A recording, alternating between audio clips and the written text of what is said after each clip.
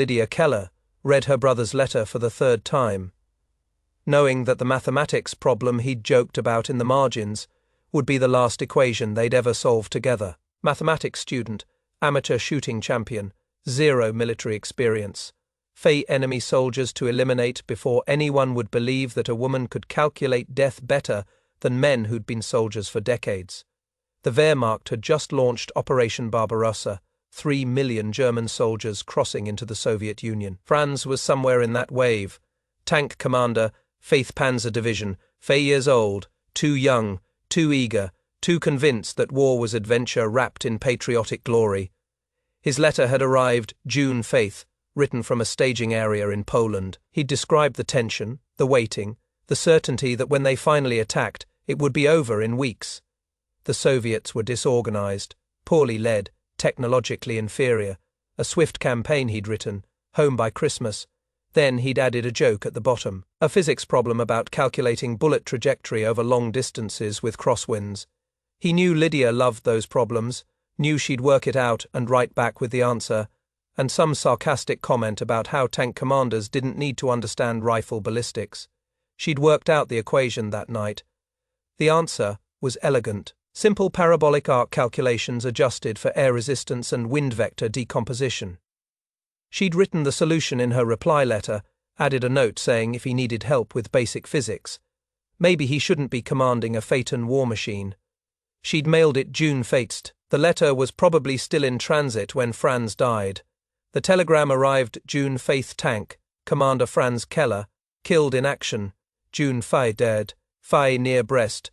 Litovsk enemy anti-tank fire. The tank burned. No survivors. Franz had made it 5 hours into the invasion. 5 hours between crossing the border and dying in a burning steel coffin, because Soviet anti-tank crews were apparently better organized than Wehrmacht intelligence had predicted. Lydia stood in her apartment in Vienna, holding the telegram, reading it over and over, trying to make the words mean something different. But mathematics didn't lie. Franz was dead. The war he'd thought would be an adventure had killed him before he'd even made it 5 kilometers into Soviet territory. She'd grown up with Franz. Their father had died in Spanish flu 3 weeks after returning from the Western Front. Their mother raised them alone until when tuberculosis took her too. For 2 years it had just been Lydia and Franz. Now it was just Lydia, and somewhere on the Eastern Front, a Soviet anti-tank crew was celebrating their kill. Not knowing they'd just orphaned a year-old mathematics student who was very good at solving problems and absolutely terrible at accepting unsolvable ones. Franz's funeral was July 5th military honors, flag-draped coffin, except there was no body. The coffin was empty, Franz had burned. Nothing left to bury, just a box and a flag and a ceremony for a year. Old boy who'd thought war was glorious. Lydia stood there listening to the chaplain talk about sacrifice and duty and the fatherland, and all she could think about was trajectory calculations. The physics problem Franz had written in his letter, how you calculate where a bullet will go when wind and distance and gravity all pull it in different directions. She'd been shooting since she was Faye. Her father had taught her before the war. Hunting rifles, target shooting, regional competitions. She'd won 3 provincial championships between Faye and Faye. She understood ballistics instinctively, could calculate wind drift in her head, could estimate range by comparing sight pictures, could put 5 rounds into a centimeter group at meters. But she'd never thought about using those skills to kill people, never thought mathematics and marksmanship could combine into something lethal, until Franz died, and she realized that Soviet soldiers were just targets at distance. And if she could calculate the trajectory, she could kill them. All of them. Every single Soviet soldier who'd participated in the war that killed her brother. On July 3rd, Lydia Keller walked into Wehrmacht recruiting station in Vienna and volunteered for military service. The recruiting officer was Hauptmann Wilhelm Strauss. 5 years old, veteran of the Great War, missing 2 fingers on his left hand from Verdun. He looked at Lydia like she'd just told him she wanted to enlist in the circus. Women didn't serve in combat roles. Women could join auxiliary services, nurses, communications, administration, support roles, safe roles, roles that kept them away from actual fighting, because everyone knew women couldn't handle combat. Strauss explained this patiently, like he was talking to a child, said Lydia could join the Wehrmacht if she wanted, but it would be as a medical assistant or radio operator. Said combat wasn't appropriate for women. Said she should go home, find a husband, contribute to the war effort by raising the next generation of German soldiers.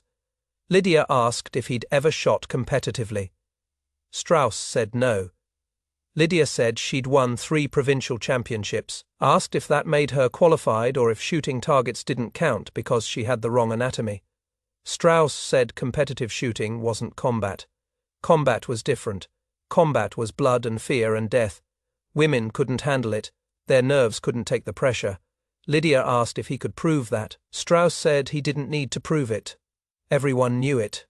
Biology, psychology, common sense. Women weren't built for killing. Lydia told him her brother had died at Brest. Litovsk said Franz had been built for killing apparently, and it hadn't saved him. Said maybe anatomy was less important than marksmanship. Strauss went quiet, looked at her differently, asked how good a shot she actually was. Lydia said test her, give her a rifle, set up targets, see if biology affected her ability to hit them. Strauss considered. Then he made a decision that probably violated a dozen regulations. He took Lydia to the training range behind the recruitment center, set up targets at Fei and Fei meters, gave her a carabiner Fei rifle. Standard Wehrmacht issue. 5. Round internal magazine, iron sights. He told her to shoot. Lydia checked the rifle, felt the weight, adjusted for the slightly bent front sight post. The rifle had been used hard. The stock was scratched. The action was worn. It wasn't a competition rifle. It was a soldier's tool. She loaded 5 rounds, settled into a prone position, controlled her breathing, aimed at the Fei-meter target, fired 5 times, 5 holes in the center mass. Strauss walked down range, examined the target Fei-centimeter group. At Fei meters that was acceptable. Not exceptional but acceptable. He set up the Fei-meter target. Lydia adjusted her sight picture, compensated for bullet drop, fired 5 more rounds. Strauss checked. Fei-centimeter group, still acceptable, then the Fei-meter target. This was where most shooters started missing. Iron sights at Fei meters required precise holdover calculations.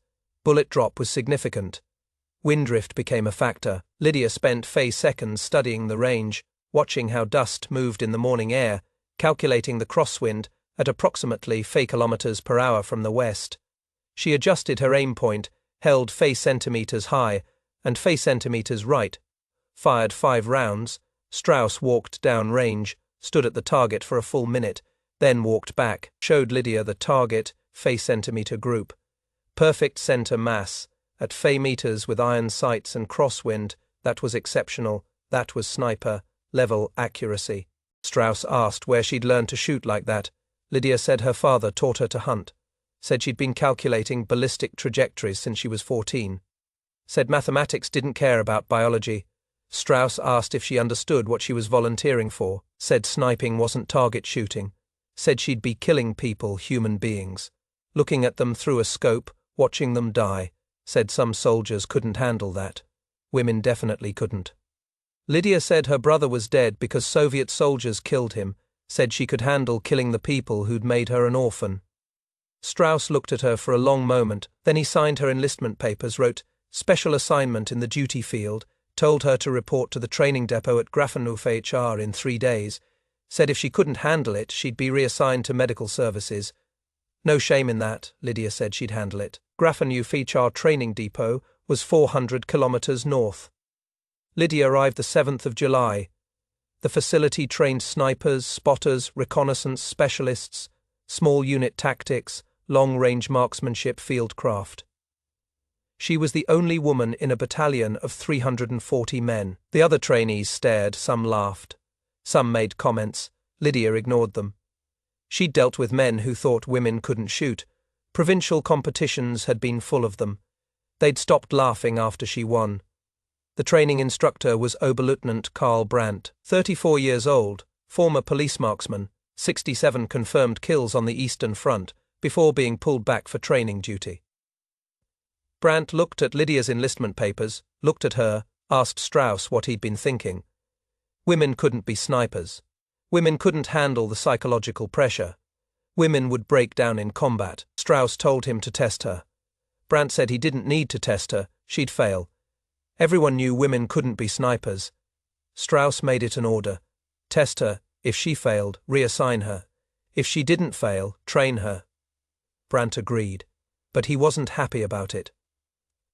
The first week was classroom instruction, ballistics, range estimation, wind reading, fieldcraft, camouflage.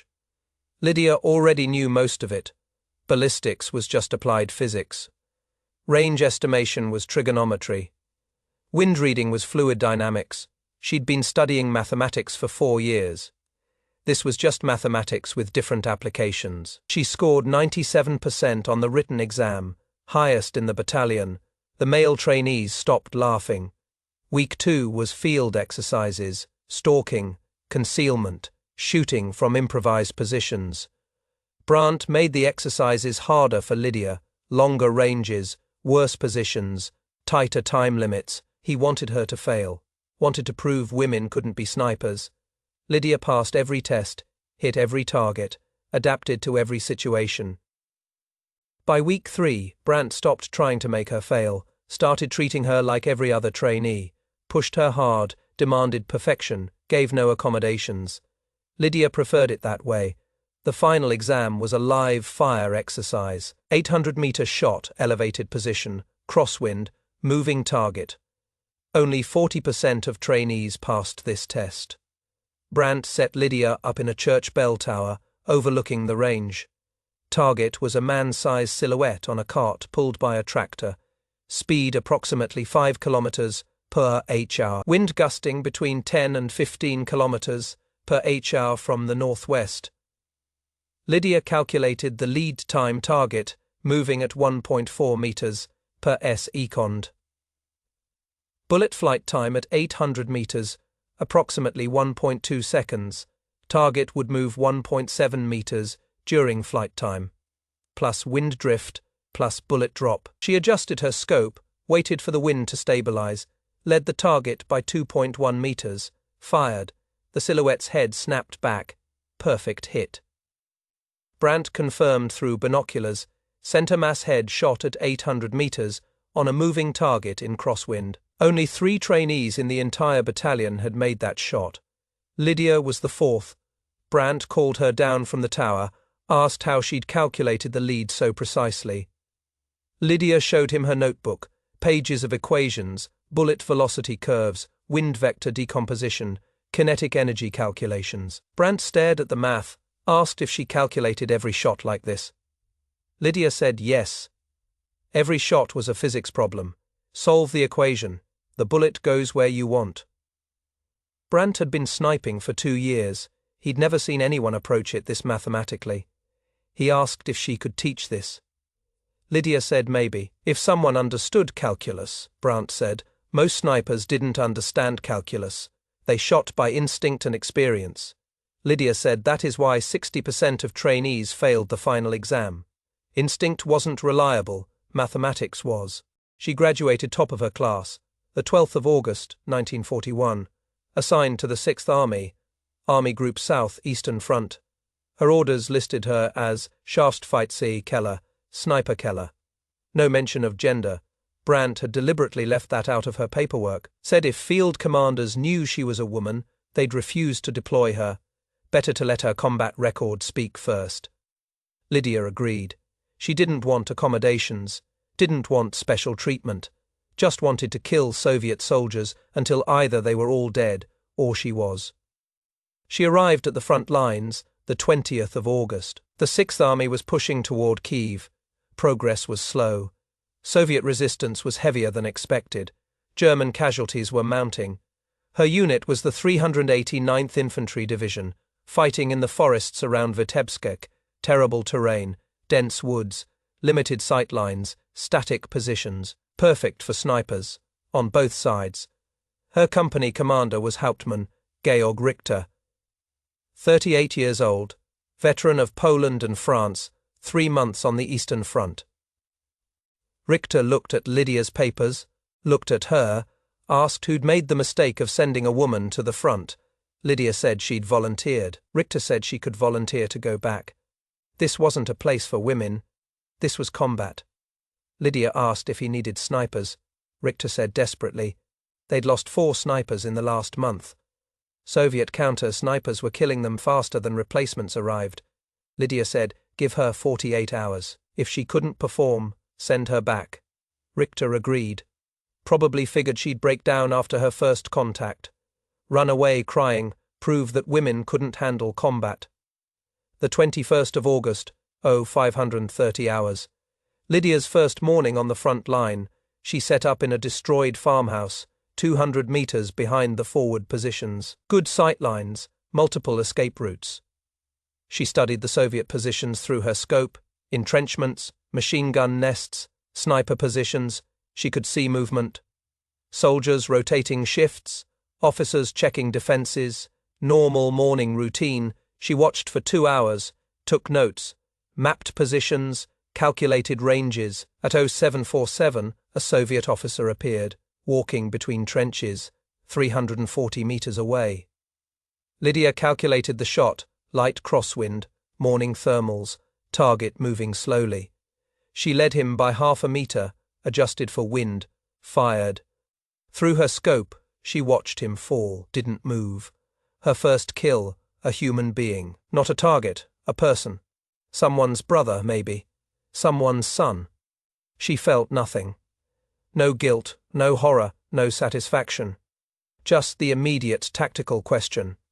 Where is the next target? At 0803. Soviet soldiers appeared, dragging the officer's body into cover. One soldier stayed exposed for maybe 3 seconds too long. 360 meters, Lydia fired.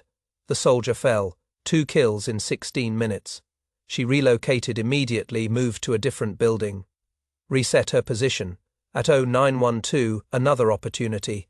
Soviet machine gunner adjusting his weapon, 290 meters. She fired.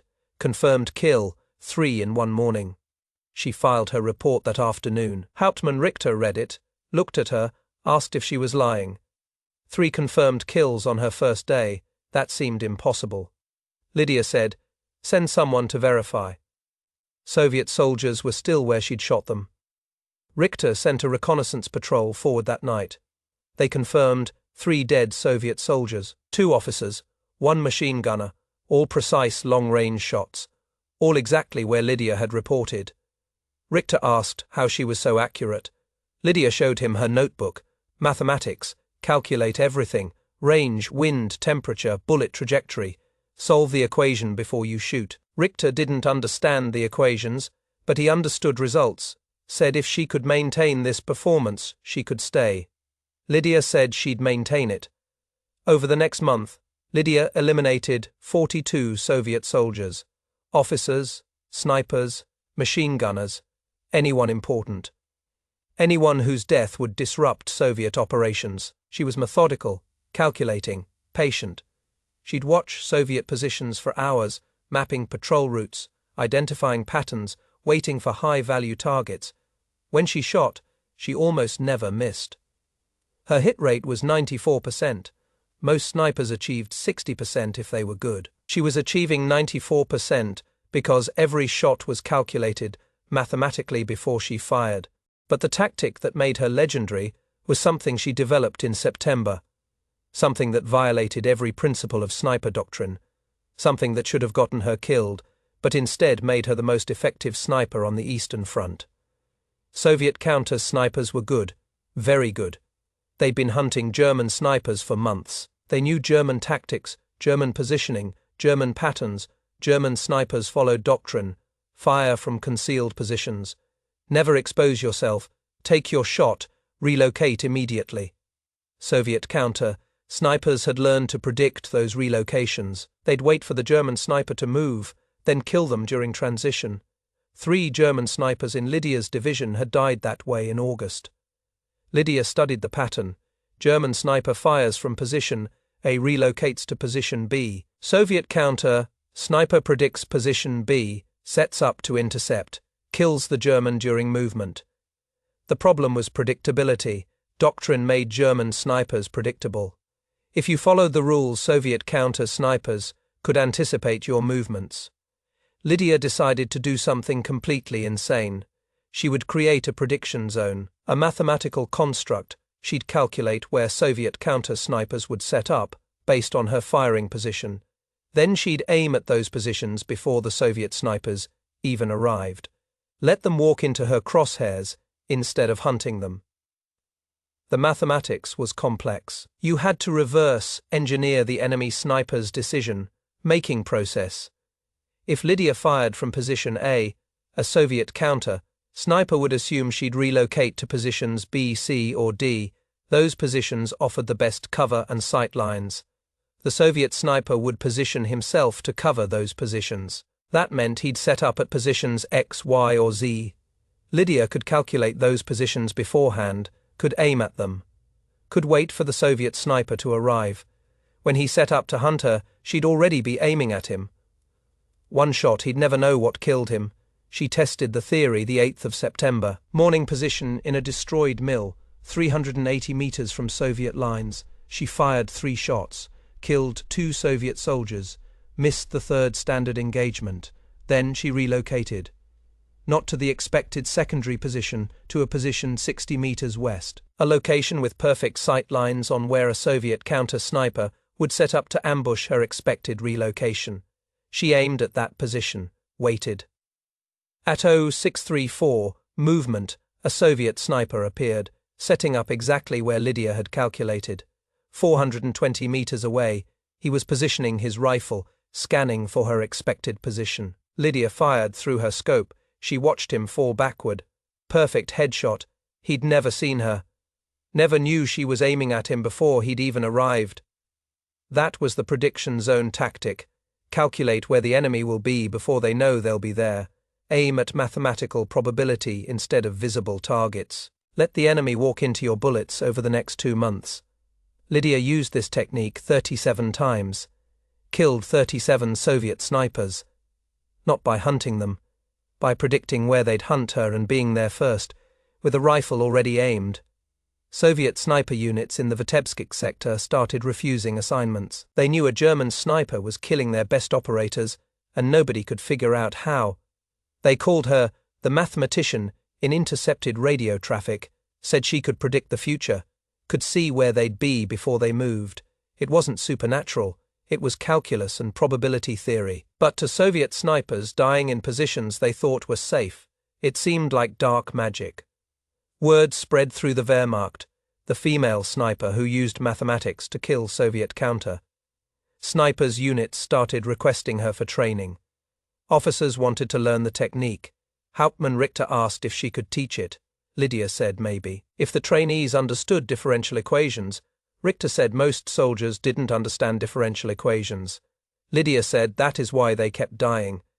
In October, Lydia was pulled from frontline duty temporarily, sent to a training facility near Smolensk to teach her methods. She spent 3 weeks with 40 sniper candidates. Most couldn't grasp the mathematics, couldn't visualize the geometry, couldn't calculate the prediction zones. But 6 trainees understood, really understood. They absorbed the technique, adapted it, started calculating enemy positions before engaging. Those 6 snipers went on to achieve a combined 183 confirmed kills between October 1941 and April 1942. All using Lydia's prediction zone tactics, all surviving longer than average because they weren't where Soviet counter-snipers expected them to be. Lydia returned to the front, November 5th. Winter was setting in. Temperatures dropping, snow starting, terrible conditions for sustained combat, perfect conditions for snipers. Visibility increased, movement became obvious against white backgrounds. Soviet and German forces dug in static warfare. Days of waiting, punctuated by brief, brutal engagements. Lydia thrived in this environment. She'd find a position, calculate all the prediction zones, set up firing solutions for a dozen locations, then wait. Sometimes for hours, sometimes for days. When targets appeared, she'd already calculated the shot. Just pull the trigger. In November alone, she eliminated Fey Soviet soldiers. Fey of them were counter, snipers who'd come hunting her and walked into positions she'd pre-calculated. December brought the one engagement that nearly killed her. A Soviet master sniper appeared in her sector. Someone very good. Someone who'd apparently learned his own version of prediction zone tactics. On December 5th, Lydia set up in an abandoned factory standard protocol, calculated her prediction zones, set up firing solutions. At Fey, she spotted a Soviet officer Fey meters away. She fired, confirmed kill. Then she relocated to a position she'd calculated would be safe. A place where Soviet counter-snipers wouldn't expect her, a prediction zone. She'd been in position for maybe Fey seconds when a bullet struck the concrete wall Fey centimeters from her head. Someone had predicted her prediction, calculated where she'd calculate to be safe. She rolled left, grabbed her rifle, moved. Another shot. This one closer, Fey centimeters. Whoever was shooting knew exactly where she was going. She abandoned the building, ran in a zigzag pattern, random movements, impossible to predict. Got to cover Fey meters away, behind a destroyed tank. She was breathing hard, heart pounding. Someone had just almost killed her twice, using her own tactics against her. She stayed behind that tank for Fey minutes, scanning, looking for the shooter. She couldn't see anyone. Whoever he was good. Better than anyone she'd faced. She needed to think differently, needed to out-calculate someone who was calculating her calculations.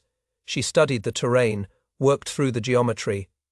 If the Soviet sniper had predicted her prediction zone, he was operating at the same mathematical level she was. That meant he'd set up in a position that covered multiple probability zones. A master position. There were only 3 locations that offered that kind of coverage. She scanned all 3, saw nothing. Waited at Fey. The slightest movement. 3rd floor window. Fey meters away, just a shadow shift. Most snipers would have missed it. Lydia saw it, calculated immediately. Fey meters, cold air, dense air, less bullet drop, wind from the east, at approximately Fey kilometers per hour. Target stationary.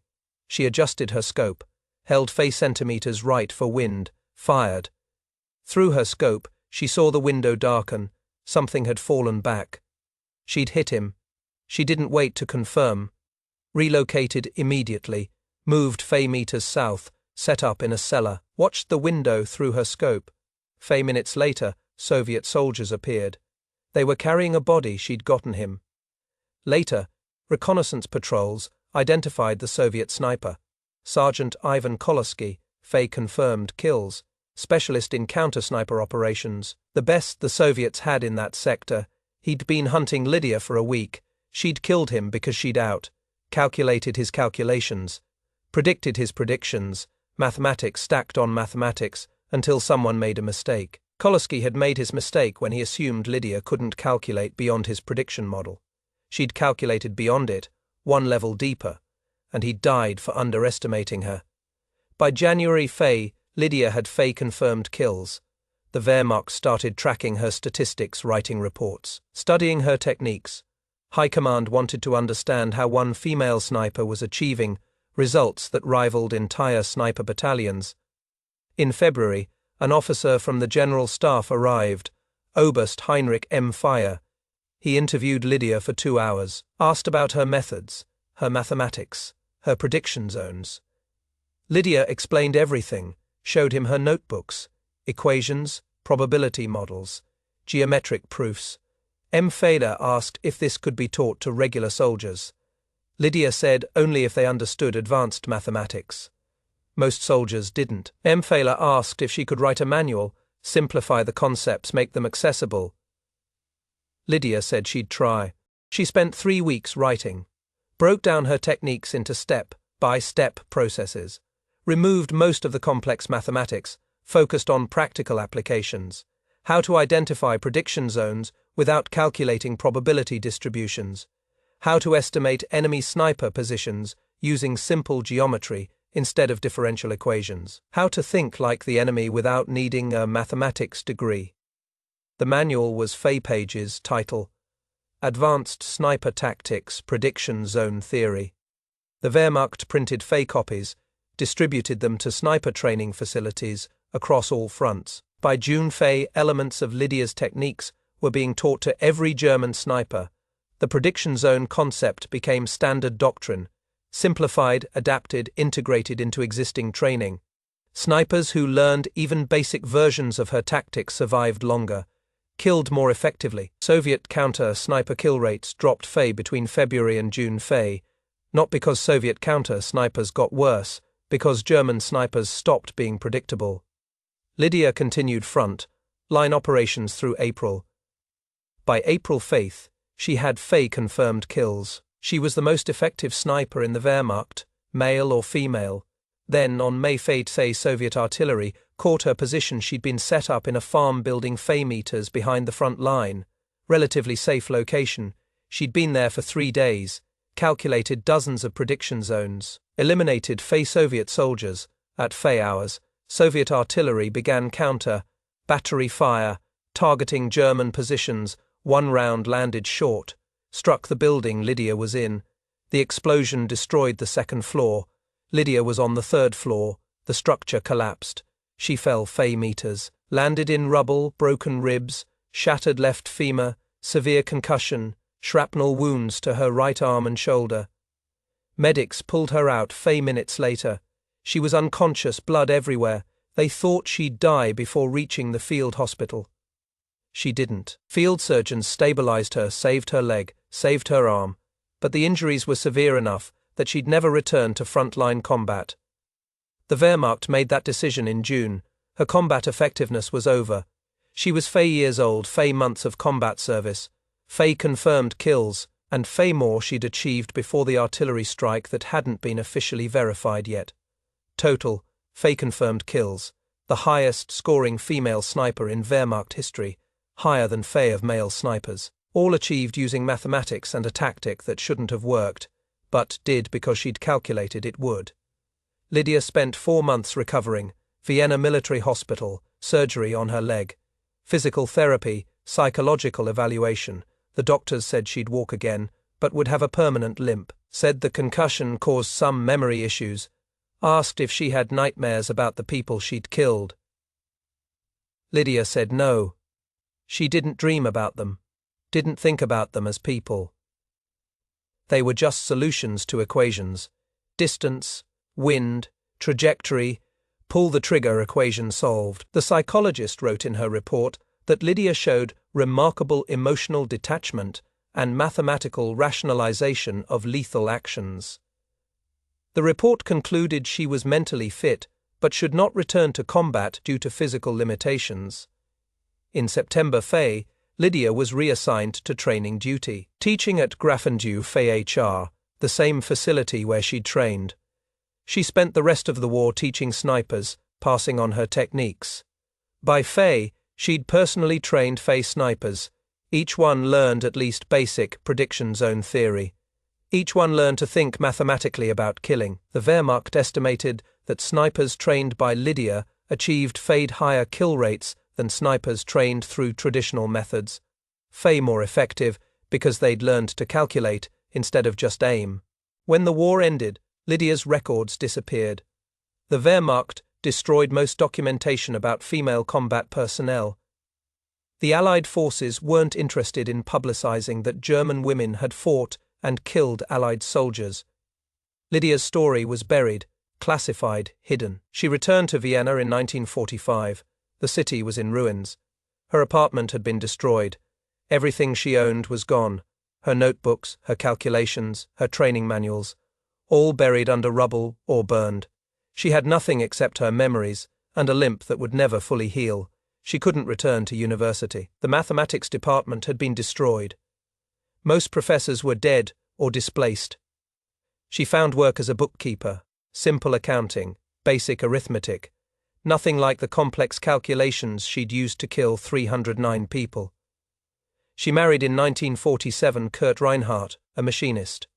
He'd lost his left arm in Italy. They were both damaged by the war in different ways. They understood each other, had 2 children, a daughter in 1948, a son in 1950. Lydia never told them about the war, never mentioned she'd been a sniper, never explained that their mother had killed 309 Soviet soldiers using mathematics. It wasn't something you told your children, wasn't something you were proud of, wasn't something that fit into the post-war world where everyone wanted to forget what they'd done to survive. She worked as a bookkeeper for 38 years. Retired in 1983, her husband died in 1987, heart attack. She lived alone after that. Her children visited occasionally. They knew she'd served in the war, didn't know details, didn't ask. In 1991, after the Soviet Union collapsed, records started being released. Historical documents, military archives. A researcher found Lydia's name in Wehrmacht sniper records. 309 confirmed kills, highest scoring female sniper in German military history. The researcher tracked her down. She was 71 years old by then, still living in Vienna, still limping from the injury that ended her combat career 49 years earlier. The researcher asked for an interview. Lydia agreed. The interview lasted 4 hours. She explained everything, the mathematics, the prediction zones, the tactics that violated doctrine, but worked anyway. How she'd killed 309 Soviet soldiers in 11 months, using calculus and probability theory. How she'd trained 680 more snipers who'd used her techniques to kill thousands more. The researcher asked how she felt about it. Lydia said she didn't feel anything. It had been mathematics. Solve the equation, pull the trigger. They were targets at distance, not people. If she thought about them as people, she couldn't have done it. The research published a paper in 1993. Prediction Zone Tactics, Mathematical Approaches to Sniper Warfare in World War II.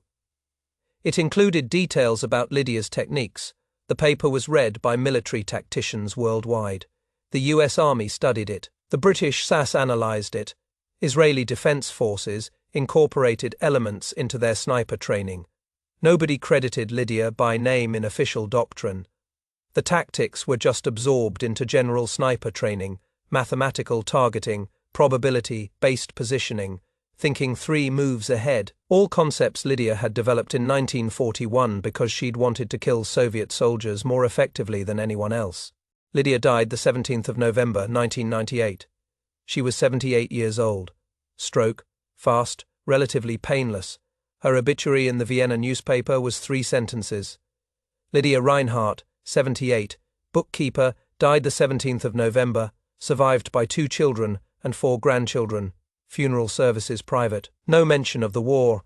No mention of 309 confirmed kills. No mention that she'd revolutionized sniper tactics using mathematical prediction models. Her children didn't know the full story until after she died. Found the 1993 research paper in her belongings. Read about their mother killing hundreds of Soviet soldiers. Read about the techniques she'd developed. Read about how modern snipers still used variations of her methods without knowing where they came from. Her son contacted the researcher, asked for the full interview transcripts, read everything. Learned that his mother had been one of the most effective snipers in military history. Learned that she'd done it using mathematics. Learned that she'd never felt guilty because she'd convinced herself that solving equations wasn't the same as killing people. Today, Lydia's story exists in fragments, a research paper, some Wehrmacht records, interview transcripts. No official recognition, no medals on display, no monuments. The German government doesn't celebrate female Wehrmacht snipers. Too complicated, too politically sensitive.